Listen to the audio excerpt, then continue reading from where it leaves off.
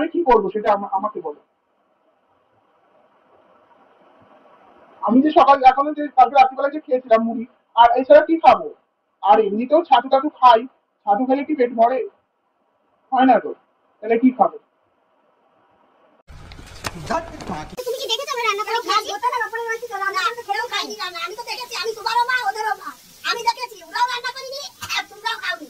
ওরাও খাই কালকে সারাদিন তাই তো আমি রান্না করে আইছি, সবাই খাবা, ঝগড়া করো যা করো আগে খাইয়ে নিয়ে ঝগড়া। না এইভাবে তো ঝগড়া তো হবে, এইভাবে তো হবে না। না সবকিছু একটা মিটমাট মীমাংসা দরকার আছে, এইভাবে বললে সবকিছু হয় না। তোমরা যখন মিটমাট করবে না তাহলে ঝগড়া হবে না, নলে কি হবে? নলে তাকে সবাই তুলবে। আমি কি করব? আমার কিছু করার নাই, তোমার বাপ নাই, আমার কিছু করার নাই, তা বললে তো হবে না। তাহলে আমি কোথায় যাব? আমার তো যাওয়ার জায়গা দরকার, আমি কোথায় যাব?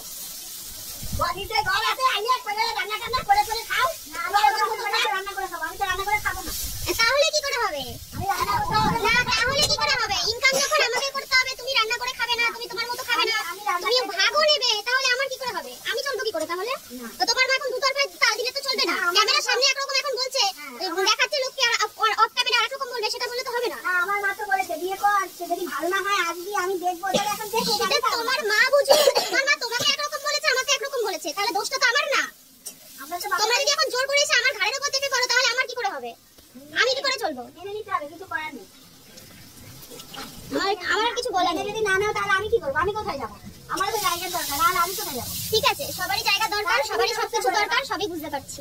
এখন আর কিছু আমার কিছু এখন বলার নেই। যারা বিয়ে দিয়েছে আমি তো পালিয়ে বিয়ে করি, প্রেম করে বিয়ে করি, কে পিছনে বিয়ে দিয়েছে, যেমন বিয়ে দিয়েছে এবার তুমি ভাতটার করে রান্না করে গুছিয়ে রাখো। আমি রান্না করতে পারবো না, অত বললে হবে না, আমি খেতে চাই, থাকতে পারবো, এবার গুছিয়ে খাবো। এবার বোঝোটা তোমার মা দোষ, সেইগুলো যদি আমার উপর চাপা, তোমাকে কে বিয়ে দিয়েছে, তুমি সংসার করতে পারোনি, কি করতে পারোনি, সেগুলো যদি আমার উপর চাপা, তাহলে সেটা তো হবে না, আমাকে তো বুঝতে হবে। আর তুমি যদি সবসময় আমার উপর চিৎকার করে ঝগড়া করো, সেগুলো তো হবে না, আমরা একা থাকবো, কাটবা কোথায় যাবো? তখন তো সেরকম কথা ছিল না, তাহলে তো আমাকে তো বলতে পারতো তুমি, তোমার মা, তাহলে এখানে ঘর বাড়ি করো না, অন্য জায়গায় বিয়ের মতো থাকো। আমি এই জায়গার ভাগ আছে, আমার মেয়ে আছে, আমি তো বলছি, আমি বলছি ওকে। হ্যালো বন্ধুরা, কেমন আছো তোমরা সবাই? নিশ্চয়ই ভালো আছো। আমি মোটামুটি আছি, ওই খুব একটা ভালো বলতে পারবো না, শরীরটা প্রচণ্ড দুর্বল লাগছে। জ্বর এসেছিল বলে, বুঝতে পারছো আমার চোখগুলো দেখে কেমন লাগছে না। তো জ্বর এসেছিলো বলে প্রচণ্ড দুর্বল, খেতে পাচ্ছি না কিছু। তো সেই জন্যই আর কি, হাত না নড়লে কি পাত নড়ে, তাই না? হাত নড়াতে হবে তেমনি পাত নড়বে। তো সেটাই হচ্ছে কথা। আজকে দেখো না, এদের ঝামেলা দেখে সত্যি মানুষ বিরক্ত বোধ হয়ে গেছে। প্রত্যেকটা কন্ট্রোভার্সি ক্রিয়েটাররা করছে ঠিকই, কিন্তু বিরক্ত লাগছে, জাস্ট বিরক্ত। এই ফ্যামিলি কেসটা একবার হচ্ছে গামলার ওপরে হামলা হয়েছে। যাই হোক, গামলাকে নিয়ে নেক্সট ভিডিওতে আসছি। তার আগে এদের একটু কেচ্ছাগুলো শুনলাম, ও মাই গড, এরা পুরো পাগল হয়ে গেছে ভাই, ভিউজের জন্য পুরো পাগল হয়ে গেছে।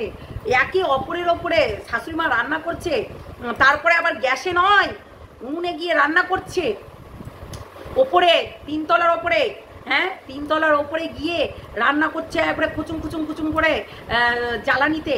এবং সেই রান্নার ইয়েটাও দেখানো হচ্ছে যে দেখো আমার শাশুড়িমা কী করে কষ্ট করে রান্না করছে আমাদের জন্য, আর অথচ আমরা শাশুড়ি ননদে আর হচ্ছে ভাইবোতে ঝামেলা করছি। মানে কতটা নোংরা হলে এই ধরনের কাজ করে। সত্যি কণিকা, তোমার থেকে এটা আশা করছি না, কেননা তুমি খুব সুন্দর ব্লগিং করো, মানুষের একটু ভিউজ আপ ডাউন হয়, কিন্তু এতটাও কিন্তু না করাই ভালো।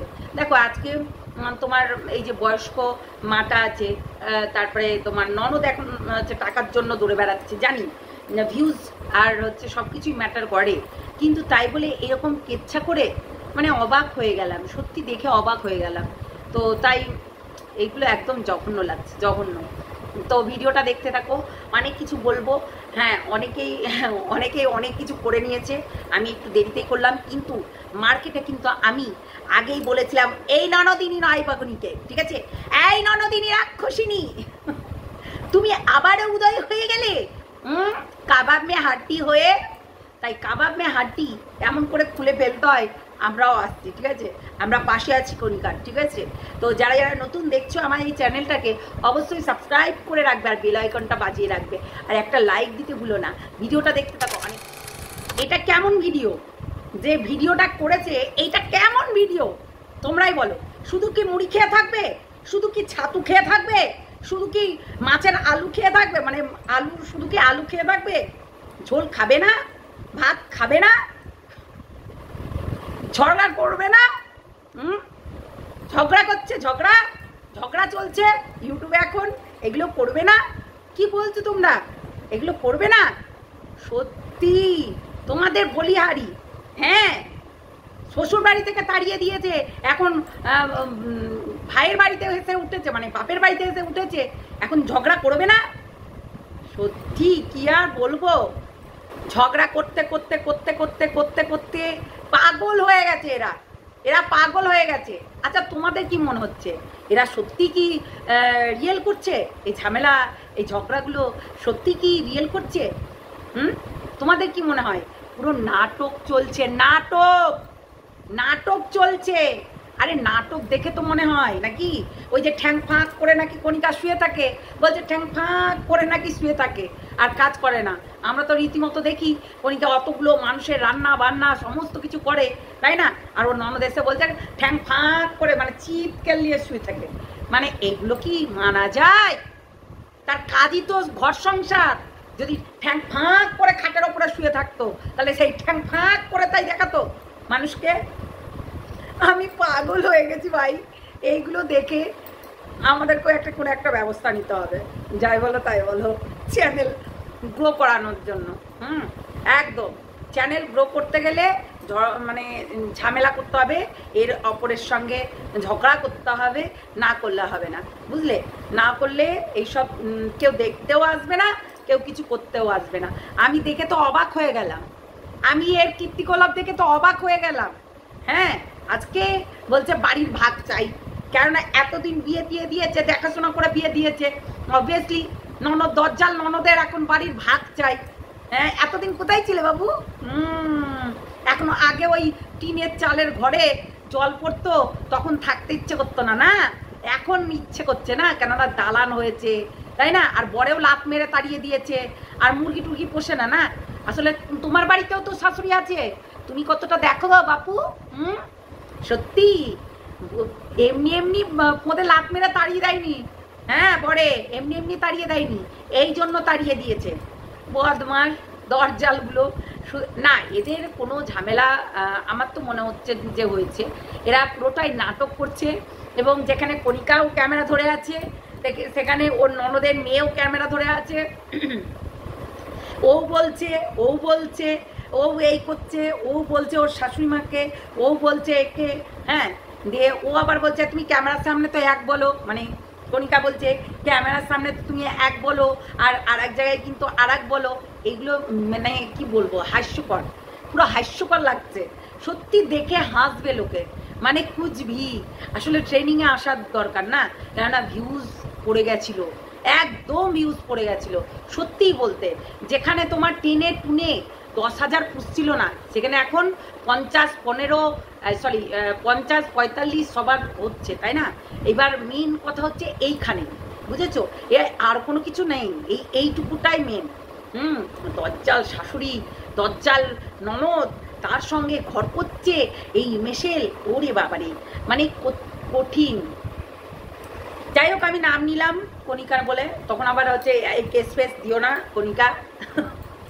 কণিকা আবার কেস টেস করে দিতে পারে, কেননা কণিকাকে আমি দেখেছি বিশাল হচ্ছে স্ট্রাগল করে কিন্তু এই জায়গাতে এসেছে, সেটা তো অমান্য করা যায় না। বহুতভাবে এই জায়গাতে মানে কষ্ট করে এসেছে, এটা কিন্তু মানতেই হবে।